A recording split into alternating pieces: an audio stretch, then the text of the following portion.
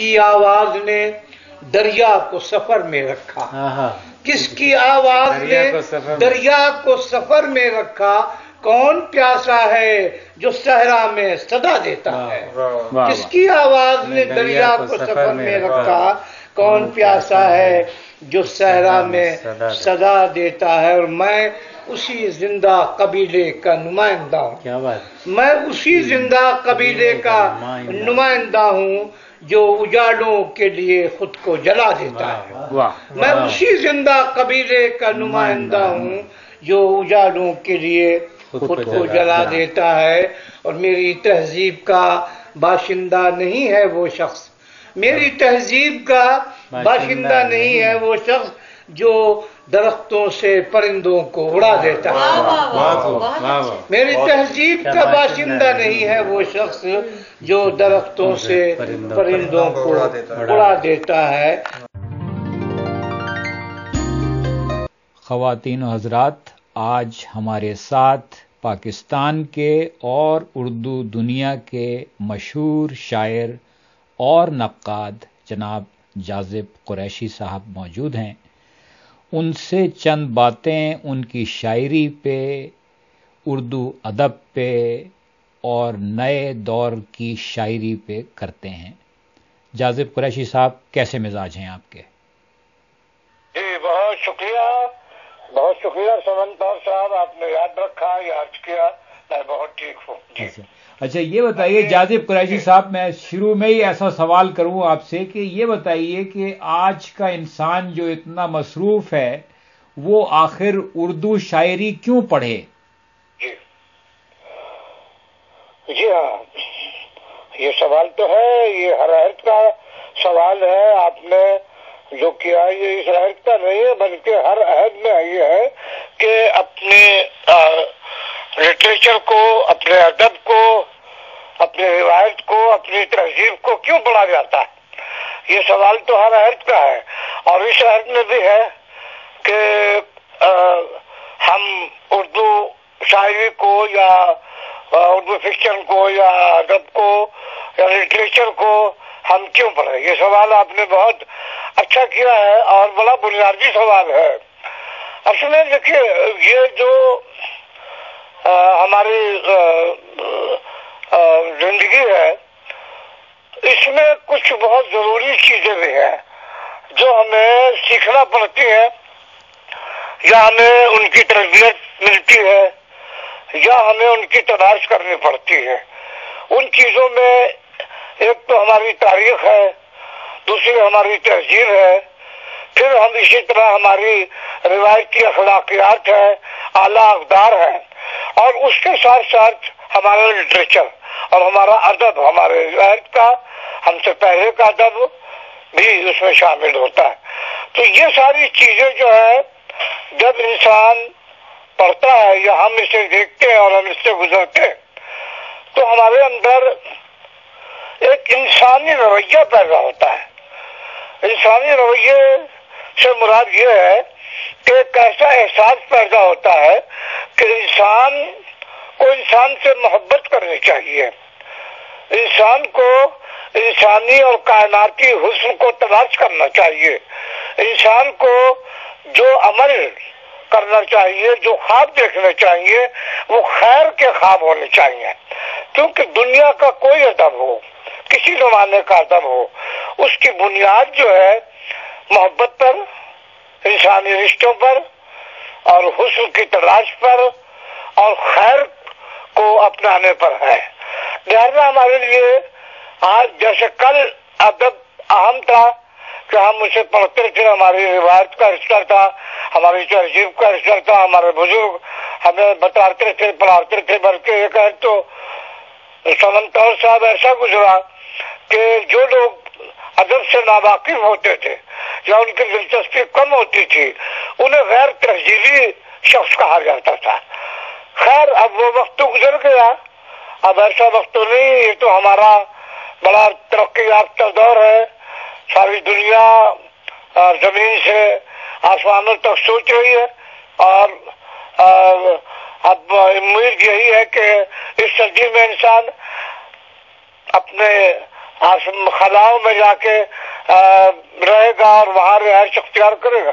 تو یہ ترقی کے باوجود ہمیں اندر کی ایک تہذیب تو چاہیے ہے، وہ ہمیں پھر بھی چاہیے ہوگی، کیونکہ اگر ہم انسانی رشتوں سے اور اپنی تہذیبی روایت سے اور اخلاقیات سے اور اصولوں سے اور قوانین سے ناواقف ہے جی، تو پھر وہ کوئی بھی انسان ہو، وہ روبوٹ ہو سکتا ہے، انسان نہیں ہو سکتا. تو ترقی کتنی ہو جائے لیکن ہمیں تہذیب کی اور اخلاقیات کی اور انسانی رشتوں سے محبت کی اور ان کے احترام کی ضرورت ہمیشہ رہے گی. لہذا ادب ہماری بنیادی ضرورتوں میں ہمیشہ رہے گا. یہ بتائیے کہ جو ہے وہ ایک ہمیشہ سے ایک بحث جو ہے وہ رہی ہے کہ بھئی ادب جو ہے اس کا کیا خاص ایک پیغام ہونا چاہیے، کوئی مقصد ہونا چاہیے، یا محض ادب برائے ادب جو ہے وہ ہونا چاہیے. آپ یہ سمجھتے ہیں کہ جو آپ کی شاعری ہے وہ ایک ادب کا ایک ایسا حصہ ہے جو کہ اپنے طور کے اوپر ایک اس کے اندر جو ہے وہ اپنے اندر اس کے اندر ایک کشش ہے اپنے طور پہ ادب کا حصہ ہونے کے طور پہ، یا آپ کے خیال میں آپ کے تحریر کردہ شاعری میں کوئی پیغام ہے خاص جو آپ پہنچانا چاہتے ہیں لوگوں تک؟ جی سمندر صاحب، دیکھیے پیغام تو ہر اس آواز میں ہوتا ہے جو آواز انسانیت کی ہو، انسان کے لیے ہو، محبتوں کے لیے ہو، رشتوں کے لیے ہو یا تہذیب کے لیے ہو. جو آواز اٹھے گی اس میں ایک پیغام ضرور ہوگا جی. دیکھیں نا، پیغمبری بھی ایک آواز، اللہ کی ایک آواز، اس کے بعد پیغمبروں کی آواز اور وہ ان کے مسائل اور ان کی پوری زندگی ایک آواز کی طرح ہمارے سامنے، جو یقیناً انسانوں کی بہتری کے لیے جس نے سوچا اور کیا. تو پیغام پھر سوال جتنے نیک لوگ یہ فلسفی ہوں یا آپ دیکھیں سوچنے والے ہوں، بہت بہت بڑے درویش ہوں، ان سبوں کی زندگیوں کو آپ اگر دیکھیں گے تو اس میں پیغام تو ہے. پیغام کے بغیر تو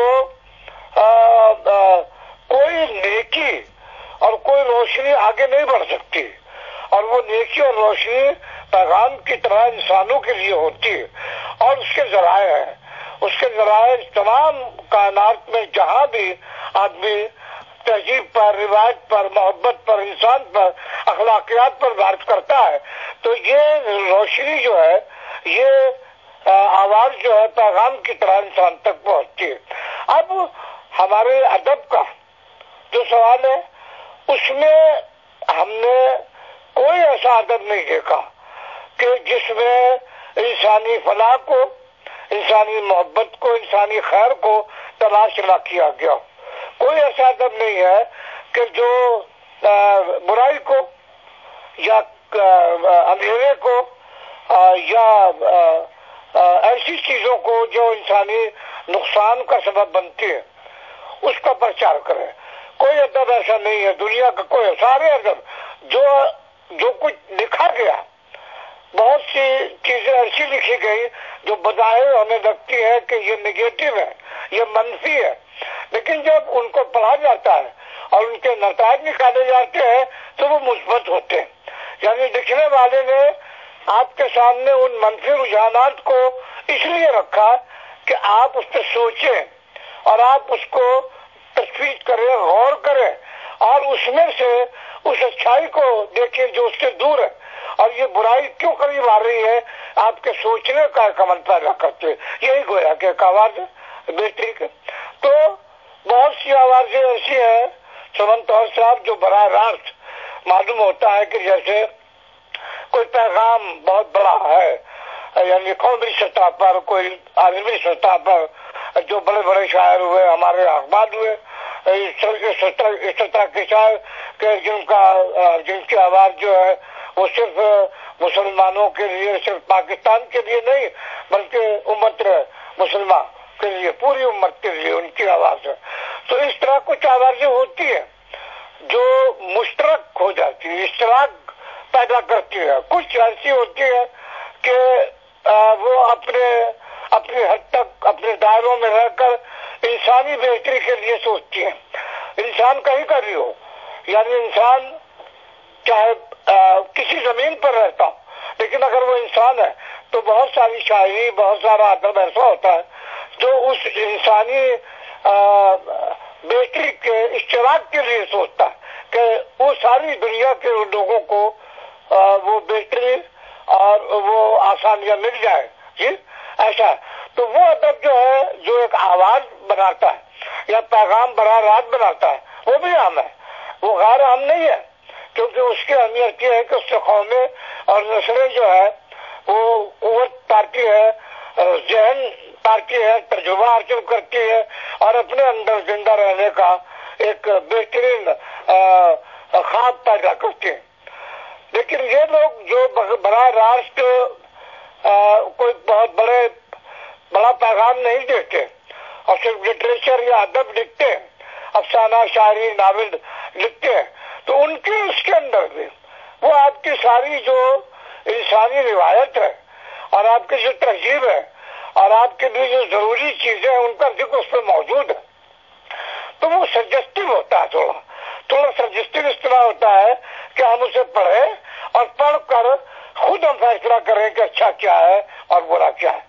لیکن پیغام تو اللہ کا ہے، قرآن ہے، اس نے پیغام، رسول نے آواز لگائی، ٹھیک ہے، یہ پیغام ہے. یا اسی طرح کا کوئی بہت بڑا شاعر یا ادیب آیا اور اس نے خاص دائرے میں رہ کر ایک خاص نقطہ نظر کو پیش کیا اور وہ پیغام بن گیا، جیسے ہمارے اخبار ہے.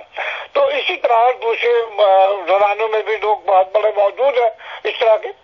تو لیکن عام طور پر ہوتا یہ ہے سمنتور کہ جو بڑے اور اہم لکھنے والے ہیں ان کے یہاں بھی پیغام موجود ہے، اور وہ پیغام وہی انسانیت کا ہی ہے، انسانیت کا ہی ہے، محبت کا ہی ہے، خیر کا ہی ہے، حسن کو پہچاننا اور حسن کو اس کو باقی رکھنا، اس کو آگے بڑھانا، جی خیر کو پیدا کرنا اور خیر کو آگے بڑھانا. تمام لکھنے والوں کا جو مرکزی جسے کہنا چاہیے کہ محور ہوتا ہے وہ یہی ہوا کرتا ہے.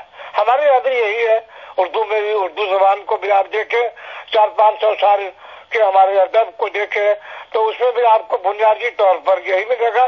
لیکن کہیں بڑی آواز بھی ملے گی، جیسے اقبال کی آواز ہے جو پیغام بن کر جی کسی ایک شخص کو سجیسٹ نہیں کرتی بلکہ پوری قوم کو پکارتی ہے. جی اچھا یہ بتائیے جازب قریشی صاحب، آپ نے بات کی ایک طویل عرصے کی 400-500 سال، تو جو ہمارے جو کلاسیکی شعراء تھے ان کے مقابلے میں جو نئے دور کے شعراء ہیں جس میں آپ بھی یقیناً جو ہے شامل ہیں، ان کا جو ہے کیسے اسلوب مختلف ہے کلاسیکی شعراء سے، اور خاص طور سے آپ اپنے بارے میں بتائیے کہ آپ کی شاعری، آپ کا اسلوب کیسے جو ہے مختلف اور جدا ہے جو پہلے شاعری کی گئی اس سے.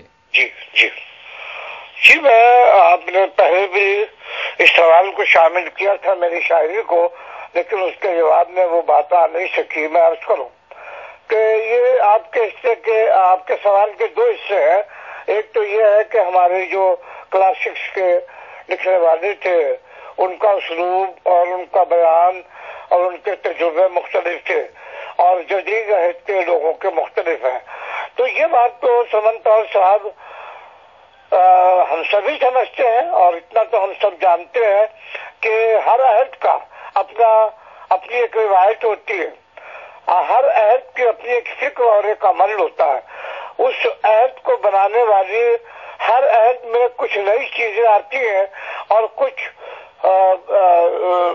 کلاسکس یا پرانی جو چیزیں ہوتی ہیں ان میں کمی آتی ہے، اور وقت کے ساتھ چونکہ ہمیں آگے بڑھنا ہوتا ہے اس لیے ہمیں کچھ نئی چیزوں کو زندگی میں اپنی جگہ دینا پڑتی ہے، اور جو چیزیں تبدیل ہو رہی ہوتی ہے انہیں ہمیں کم کرنا پڑتا ہے، جن کی افادیت کم ہو رہی.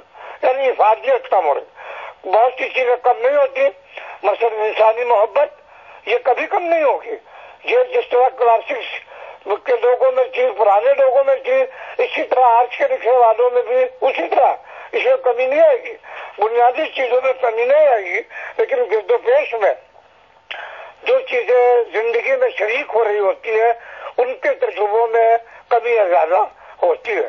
میرا جہاں تک سوال ہے سمنتور صاحب، دیکھیے میں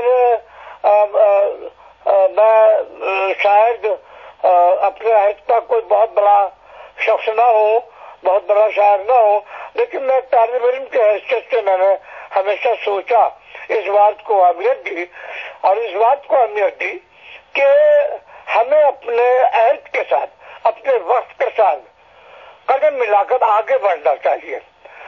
دیکھیے ہماری روایت جو ہے، ہماری تاریخ جو ہے وہ ہمارے ساتھ ہے، اور ہماری زندگیوں پر اور ہمارے خون میں گردش کر رہی ہے وہ، لیکن ہمیں ہمارا دماغ اور ہمارے خواب اور ہماری خواہشیں یہ ایسی ہونی چاہیے کہ ہم آگے بڑھتے ہوئے زندگی کو دیکھیں اور نہ صرف اپنے موجودہ لمحے کو ہم تلاش کریں، اس میں بسر کریں، بلکہ ہم آنے والے لمحے کو بھی تلاش کریں کہ 50 سال بعد انسان میں کیا تبدیلی آئے گی اور اس کا مزاج کیا ہوگا اور اس کے گرد و پیش میں کون سی چیزیں ہوں گی۔ ان باتوں پر بھی غور کرنا اب نئے عہد کے لکھنے والے کا ایک جسے کہنا چاہیے اس کی ایک ذمہ داری سی بن گئی ہے۔ میں نے تو جتنا میں سوچ سکا سمنتور صاحب، میں نے اپنے کلاسک سے، اپنے پرانے اپنے اساتذہ سے، اپنے لوگوں سے، اپنی تاریخ سے استفادہ کیا جس حد تک میں کر سکتا تھا، زبان و بیان میں بھی اور اپنے تجربوں میں بھی۔ لیکن جہاں سے میں نے یہ سوچا کہ اب ہماری زندگی موجودہ لمحے سے جڑ گئی ہے اور یہ آگے جا رہی ہے، اور جہاں کیا تبدیلیاں ان پر بھی میں نے غور کیا، تو ان پر غور کیا تو پھر میں ان کے ساتھ ہو گیا۔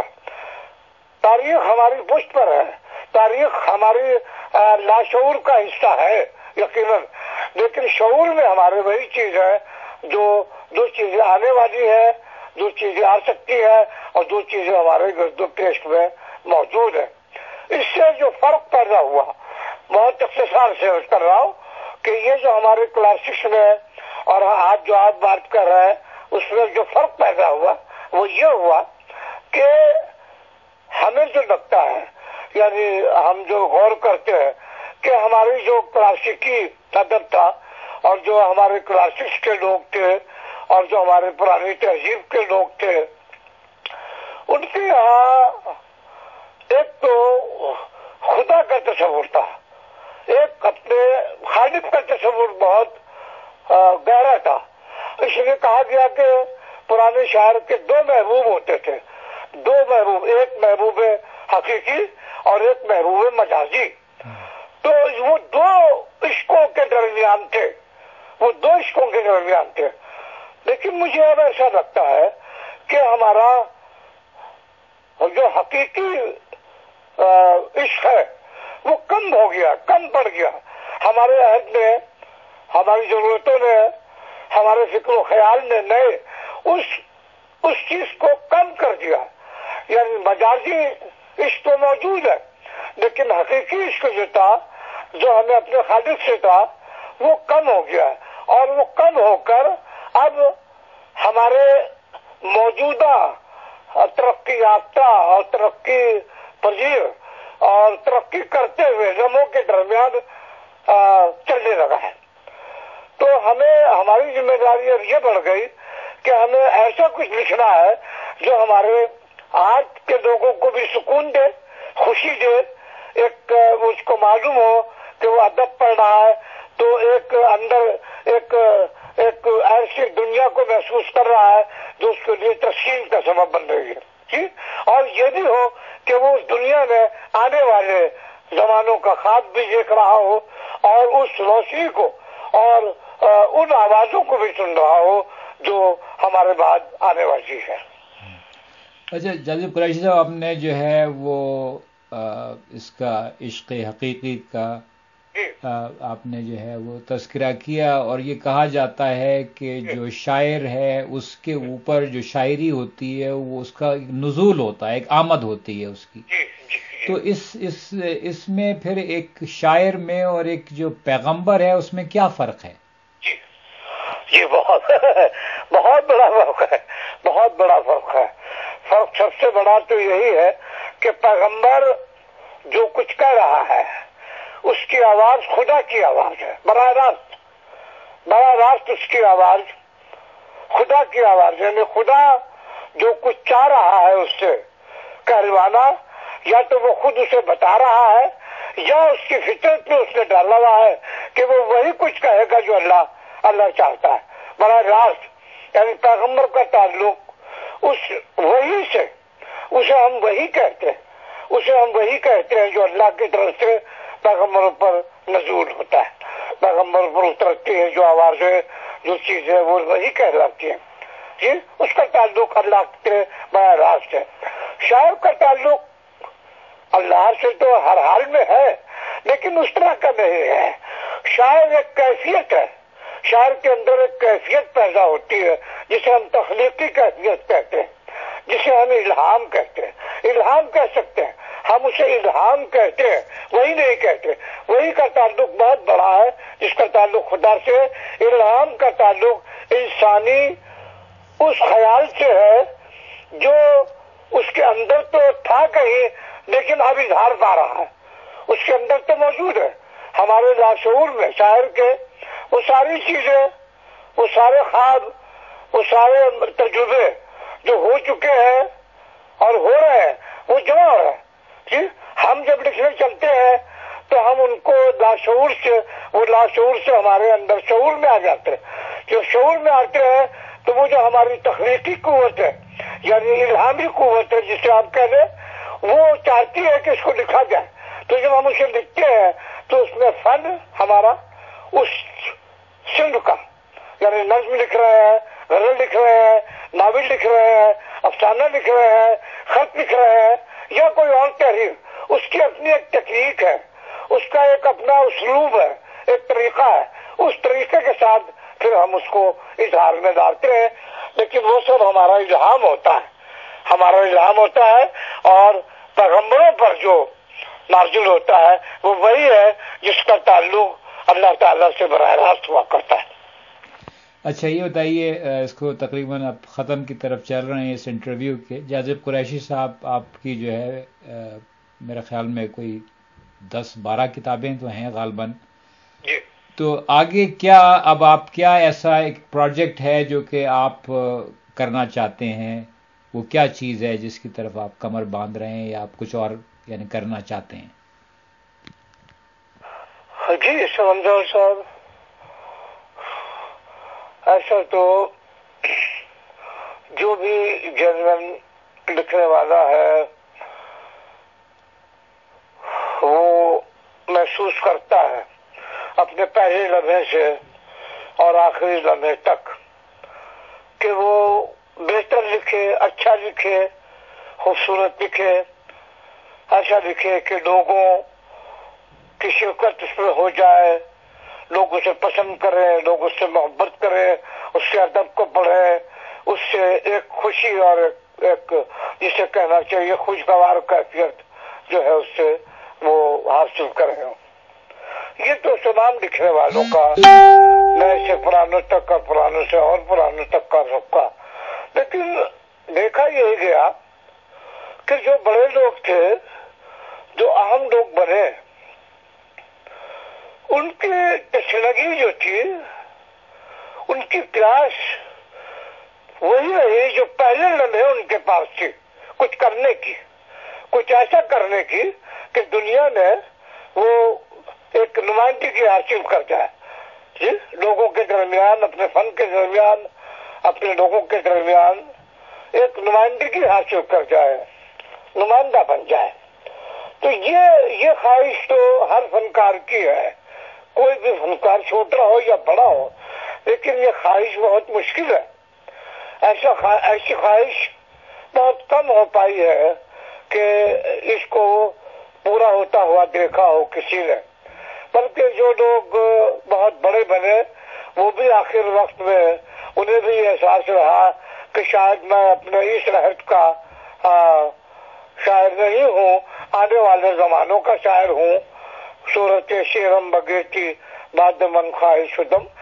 غالب نے کہا تھا کہ میرے شعر کی جو پسندیدگی ہوگی وہ میرے بعد ہوگی، میرے زمانے میں نہیں ہے. تو اس طرح بھی ہوا. اور بعض وقت اقبال نے بھی اس طرح کی چیزوں کا، حالانکہ اقبال تو ایک ہماری قومی ایک پیغمبر کی حیثیت سے رکھتے، لیکن اس پیغام میں بھی یہ بات تھی کہ شاید جو کچھ وہ چاہ رہے ہیں اسے پورے طور پر وہ اس کا اظہار نہیں کر پائے. میرے اندر جہاں تک یہ بات ہے میں بھی اس بات کو محسوس کرتا ہوں، لیکن میں اس پر افسوس نہیں کرتا ہوں سمجھتا ہوں. اس کی وجہ یہ ہے کہ میں نے اپنے پہلے لمحے سے اور اس آخری لمحے تک، اگر یہ ہے میرا آخری لمحہ، تو میں نے اس لمحے تک اپنے آپ کو ہمیشہ یہ چاہا کہ میرا قدم اور میرا خواب جس طرح بھی ہو وہ آگے بڑھے. جیسا بھی میں ہوں، جیسا بھی میرا خواب ہے، جتنی بھی میری قوت ہے، جتنی صلاحیت، جتنی میرا تجربہ ہے، اس کو میں نے آگے بڑھانے کی اور اپنے دوسرے لوگوں کے درمیان بہتر بنانے کی کوشش کی. مثلا میں نے کام ہمیشہ یہ سوچا کہ میں وہ نہ کروں یا مجھ سے وہ کام نہ ہو جو بہت سارے لوگ مل کے کر رہے ہیں ایک ہی جیسا کام. میں کوئی مختلف کام کروں. تو میں نے ایک قدم اور آگے بڑھایا کہ میں عام تجربوں سے نکل کر اپنے زندگی کے اور احساس کے خاص تجربوں میں نے قدم رکھا. تو اس طرح جو چیزیں مجھے ملی میں نے ان کو لکھنے کی کوشش کی، ان کو اظہار میں لانے کی کوشش کی. اب جو لوگوں نے میرے بارے میں لکھا ہے، سمنتور صاحب تقریباً 200 لوگ ہیں جو پاکستان کے بننے کے بعد، پاکستان سے پہلے کے، کہ جنہوں نے میری شاعری، میری تنقید اور میری ادبی خدمات پر مضامین لکھے. اور وہ کتاب گواہی میرے عہد کی، وہ 1000 صفحے کی کتاب ہے جو چھپی ہوئی موجود ہے. اس میں ان کے مضامین چھوٹے اور بڑے مضامین موجود ہیں. تو ان سب نے ایک بات مشترکہ کہی، باقی مختلف باتیں دیکھی. ایک بات کہی کہ جازب قریشی اپنے عہد میں مختلف آدمی، اس کے سوچنے کا اور اس کے اظہار کا جو طریقہ ہے وہ نہیں ہے جو رسمی ہے، جو پرانا ہے، جو عام لوگوں کا ہے، بلکہ وہ ایک دوسری طرح سے اپنی دنیا بنانا چاہ رہا ہے، نئی دنیا میں داخل ہونا چاہ رہا ہے. اور اس کے لیے اس نے جو لفظ استعمال کیے، جو امیجز استعمال کیے، لفظ نئے ہیں اور امیجز جو ہے فطرت کی ہے. تو فطرت کی امیجز کے ساتھ نئے لفظوں کا ارتباط جو ہے یہ ایک نئی دنیا کی تلاش میں نکلتے ہیں. تو میں نے یہی کیا. مثلا میں نے کہا، شعر آپ کو سناتا ہوں اس سلسلے کا، کوئی بات تھوڑی سی آگے بڑھے، کہ صحرا میں کوئی سایہ دیوار تو دیکھو، صحرا میں کوئی سایہ دیوار تو دیکھو، اے ہم سفرو دھوپ کے اس پار تو دیکھو. اب یہ جو دھوپ کے اس پار دیکھنے کا کانسیپٹ ہے یا خواب ہے یا خیال ہے، یہ آپ دیکھیں کہ یہ خیال اس طرح سے نیچر کے ساتھ، فطرت کے ساتھ مل کر آپ کو ہمارے حد تک نہیں ملتا. تو اس طرح کا اسلوب میرا بنا، اور اسی لیے لوگوں نے کہا کہ یہ اپنے حد سے مختلف ہے اور اپنے حد سے آگے سوچنے والا اور لکھنے والا شخص ہے. اسی لیے ساری میری جو لفظیات ہیں وہ لفظ جو ہماری کلاسز کے ہیں بہت کم ہے. ہم اور جو ہمارے موجودہ عہد میں استعمال ہو رہی زبان 70 تک ہوئی، 70 تک. میں نے تو 70 سے 72 سے اس طرح کی شاعری کو آغاز کیا تھا. تو وہ اس میں ملتی رہی، وہ مختلف ملتی ہے، بہت مختلف ملتی ہے. تو اس طرح سے میں نے اپنے آپ کو الگ کیا. اب جو لوگ پڑھ رہے ہیں، سمنتور صاحب، آپ اگر دیکھیں گے، آپ اگر ذرا سے توجہ کریں گے تو آپ کو بھی یہ بات آپ کو اس بات کا اندازہ ہوگا. اب آپ خود محسوس کریں گے کہ واقعی جازب صاحب نے لفظوں میں بھی اور امیجز میں بھی اپنے آپ کو مختلف کر کے آگے بڑھانے کی فطرت کے ساتھ کوشش کی. جی اچھا جازب قریشی صاحب، یہ جو اب نئے دور میں جو لوگ اردو میں لکھ رہے ہیں وہ ان کا مشاہدہ ہے کہ کس طریقے سے انگریزی کا غلبہ بڑھ رہا ہے اور جو ہے اردو کے قارئین کی تعداد میں مستقل کمی ہوتی جا رہی ہے، مگر یہ لوگ ایسے ہیں جن کا جو بھی احساس ہے، جو اندر سے ان کے اندر ایک چیز ہے لکھنے کی، وہ اس کو وہ اردو میں لکھ رہے ہیں. تو ان کے لیے، ایسے لوگوں کے لیے آپ کے پاس کیا پیغام ہے؟ دیکھیے سمنتر صاحب، کوئی بھی دنیا کی زبان یا کوئی بھی تہذیب یا کوئی بھی قوم آپ تاریخ میں جب بھی دیکھیں، جس کو دیکھیں گے تو اس کے ذاتی کچھ چیزیں تو ہیں. اس کی ذاتی ایک زبان ہے، ایک اس کی زمین ہے، ٹھیک ہے، ایک اس کی فضا ہے، ایک اس کی روایت ہے. ہر زمین میں ہر نسل کی اور ہر قوم کی ہے. لیکن ان تمام قوموں کو ایک اور بھی کام کرنا پڑا ہے، اور وہ یہ کہ انہوں نے دوسری زمینوں کے سفر کیے، دوسری زبانوں کو سیکھا، اور دوسری زبانوں کو سیکھ کر ان سے استفادے کی صورت کی. نبی رسول اکرم صلی اللہ علیہ وسلم نے فرمایا تھا کہ علم حاصل کرو چاہے تمہیں چین ہی کیوں نہ جانا پڑے. اب چین رسول کریم صلی اللہ علیہ وسلم نے شاید اس لیے فرمایا تھا کہ اس عہد کا مشکل ترین سفر تھا اور وہاں تک پہنچنا آسان نہیں ہوا کرتا تھا. تو یہ بات ہے کہ ہمیں آئسولیشن میں نہیں رہنا. کوئی بھی قوم کبھی نہیں رہی، وہ اس نے سیکھا ضرور یا جانا ضرور اس نے. اب یہ کہ اس نے کتنا اس کو عرض کیا، اس نے کتنا اس سے حاصل کیا اور اپنے آپ کو فائدہ پہنچایا اور اپنی زندگی میں اور اپنے ذہن کی تربیت میں شریک کیا، یہ ایک دوسری بات ہے. اس کا تجزیہ الگ ہے. ہمارے یہاں مسئلہ جو موجودہ عہد کی بات آپ کر رہے ہیں اس میں یقیناً یہ بات بڑھ رہی ہے، مگر یہ بات آج کی نہیں ہے. یہ آپ یہ نہ کہیے کہ آج سے شروع ہوا. یہ تو انگریز بہادر جب ہمارے یہاں تھے، امریت جی، اس وقت سے یہ سلسلہ شروع ہوا.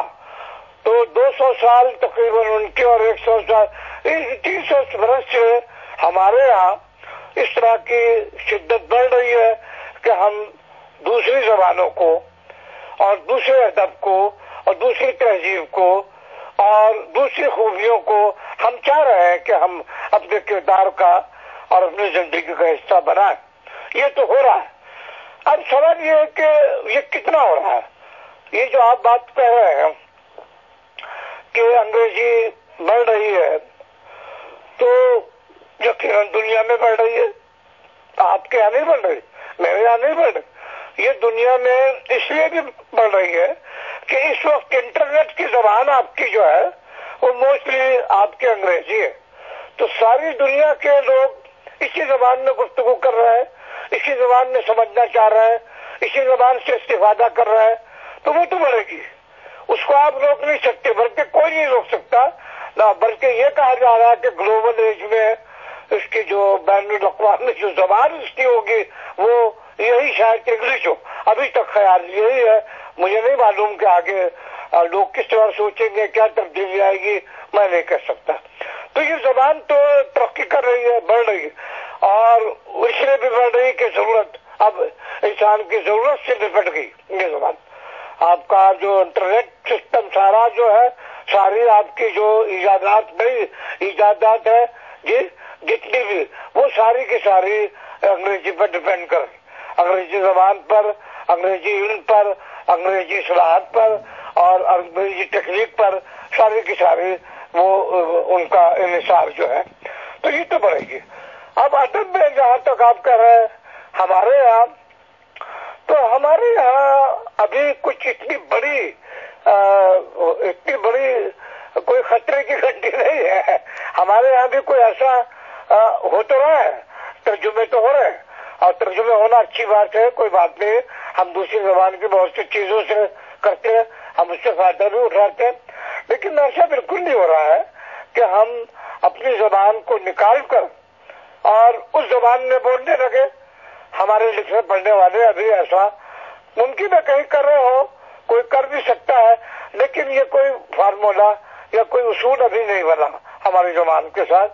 ابھی ہم استفادہ کر رہے ہیں تو ہم صرف انگریزی سے نہیں کر رہے، ہم عربی سے بھی کر رہے ہیں، ہم فارسی سے کر چکے، عربی سے کر چکے، اب سیکھ انگریزی سے، سائنس کی زبان سے کر رہے ہیں۔ تو یہ استفادے کی صورت تو ہمیشہ رہی ہے ہمارے درمیان، اور اب بھی لٹریچر میں آ گئی ہے۔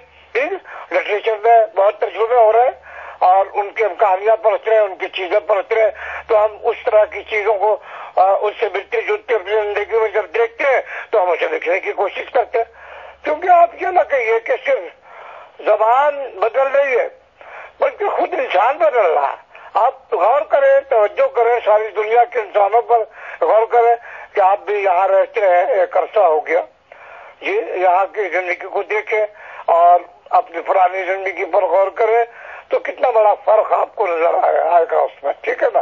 اسی طرح اب آگے جب آپ بڑھیں گے تو اب یہ دنیا بھی آپ کی پرانی ہو جائے گی، یہ دنیا بھی آپ کی ویسی ہو جائے گی جیسے آپ کی پرانی دنیا آپ کے پاس موجود ہے۔ تو تبدیلی تو آئے گی، تبدیلی تو آئے گی، اور اس کے لیے کوئی ایسا قانون اور کوئی ایسی قوت مجھے نظر نہیں آتی جو دنیا کی زبانوں کو یا دنیا کی اقدار کو تبدیل ہونے سے یا آگے بڑھنے سے روک سکے۔ جی خواتین حضرات، ہم ممتاز شاعر استاد گرامی جازب قریشی صاحب کی باتیں سن رہے تھے۔